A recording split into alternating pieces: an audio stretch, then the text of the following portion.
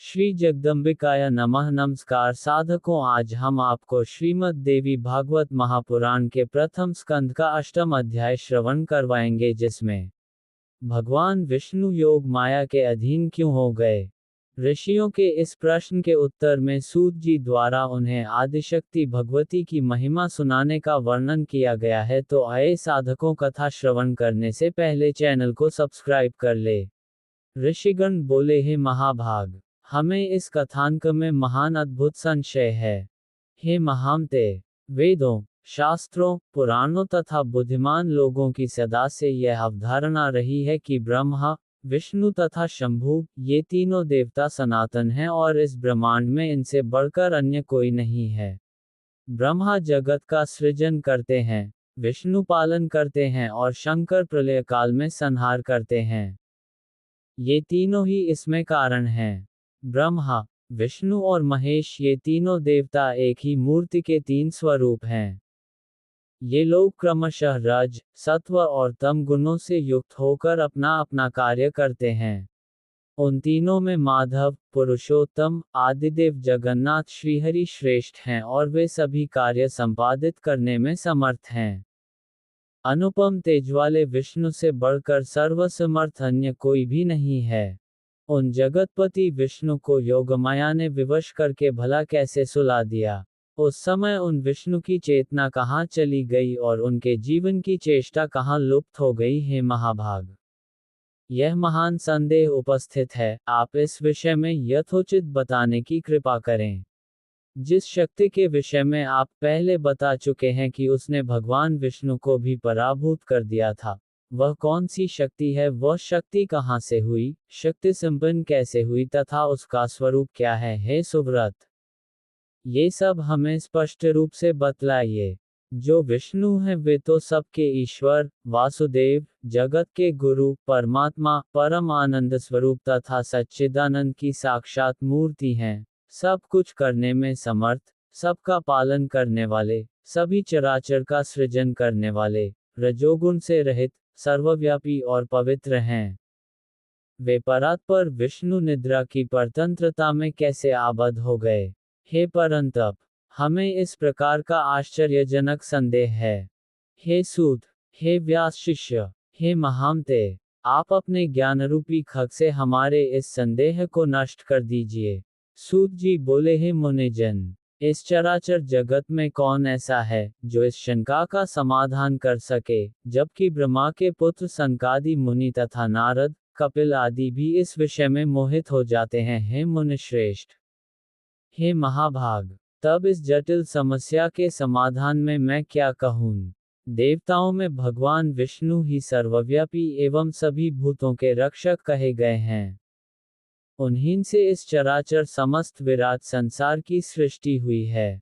वे सभी देवता परात्पर परमात्मा को नमस्कार करके नारायण, ऋषिकेश, वासुदेव, जनार्दन रूप में उनकी उपासना करते हैं। कुछ लोग महादेव, शंकर, शशिशेखर, त्रिनेत्र, पंचवक्त्र, शूलपाणी और वृषभध्वज के रूप में उन्हीं की उपासना करते हैं।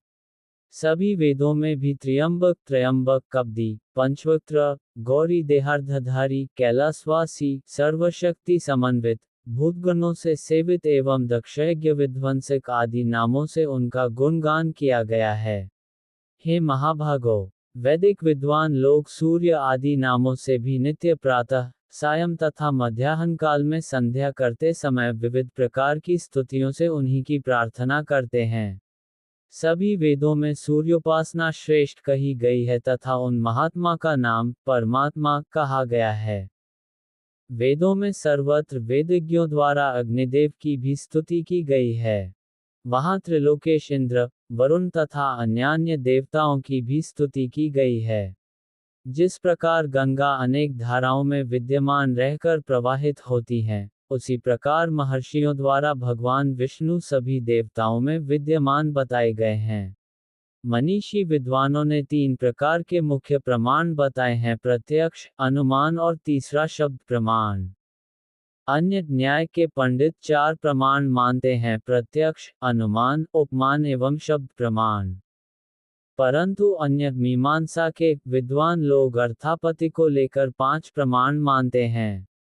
पौराणिक विद्वान 7 प्रमाण बताते हैं। इन प्रमाणों ले भी जो दुर्जेय है, वह है परब्रह्म। इसलिए इस विषय में बुद्धि, शास्त्र एवं निश्चयात्मिक युक्ति से बार बार विचार करके अनुमान करना चाहिए। साथ ही सन्मार्ग का अनुसरण करने वाले दृष्टांत द्वारा इस प्रत्यक्ष विज्ञान का चिंतन बुद्धिमान मनुष्य को सर्वदा करते रहना चाहिए। 26-27 प्रायः सभी पुराण तथा विद्वान ऐसा कहते हैं कि ब्रह्मा में सृष्टि करने की शक्ति, विष्णु में पालन करने की शक्ति, शिव में संहार करने की शक्ति, सूर्य में प्रकाश करने की शक्ति तथा शेष और कच्छप में पृथ्वी को धारण करने की शक्ति स्वभावतः विद्यमान रहती है। इस प्रकार एकमात्र वे आद्याशक्ति ही स्वरूप भेद से सभी में व्याप्त रहती हैं। वे ही अग्नि में दाहकत्व शक्ति तथा वायु में संचार शक्ति हैं। कुंडलिनी शक्ति के बिना शिव भी शव बन जाते हैं। विद्वान लोग शक्तिहीन जीव को निर्जीव एवं असमर्थ कहते हैं। अतएव हे मुनिजनों, ब्रह्मा से लेकर तृण पर्यंत सभी पदार्थ इस संसार में शक्ति के बिना सर्वथा हैं, क्योंकि स्थावर जंगम सभी जीवों में वह शक्ति ही काम करती है।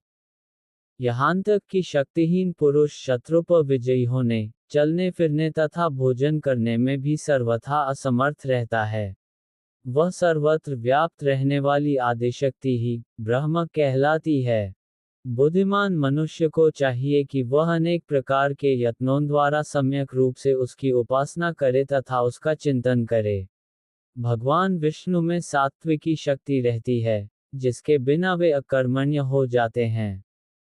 ब्रह्मा में राजसी शक्ति है, वे भी शक्तिहीन होकर सृष्टि कार्य नहीं कर सकते, और शिव में तामसी शक्ति रहती है, जिसके बल पर वे संहार कृत्य संपादित करते हैं। इस विषय पर मन से बार बार विचार करके तर्क वितर्क करते रहना चाहिए। शक्ति ही संपूर्ण ब्रह्मांड की रचना करती है, सबका पालन करती है और इच्छानुसार इस चराचर जगत का संहार करती है।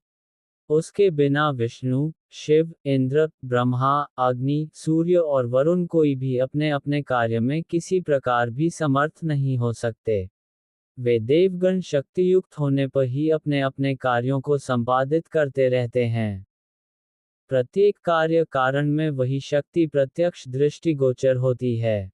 मनीषी पुरुषों ने शक्ति को सगुना और निर्गुणा भेद से 2 प्रकार का बताया है। सगुना शक्ति की उपासना आसक्त जनों और निर्गुणा शक्ति की उपासना अनासक्त जनों को करनी चाहिए। धर्म, अर्थ, काम और मोक्ष, इन चारों पदार्थों की स्वामिनी वे ही निर्विकार शक्ति हैं। विधिवत पूजा करने से वे सब प्रकार के मनोरथ पूर्ण करती हैं। सदा माया से घिरे हुए अज्ञानी लोग उस महाशक्ति को जान नहीं पाते। यहाँ तक कि कुछ विद्वान पुरुष उन्हें जानते हुए भी दूसरों को भ्रम में डालते हैं। कुछ मंदबुद्धि पंडित अपने उदर की पूर्ति के लिए कलि से प्रेरित होकर अनेक प्रकार के पाखंड करते हैं।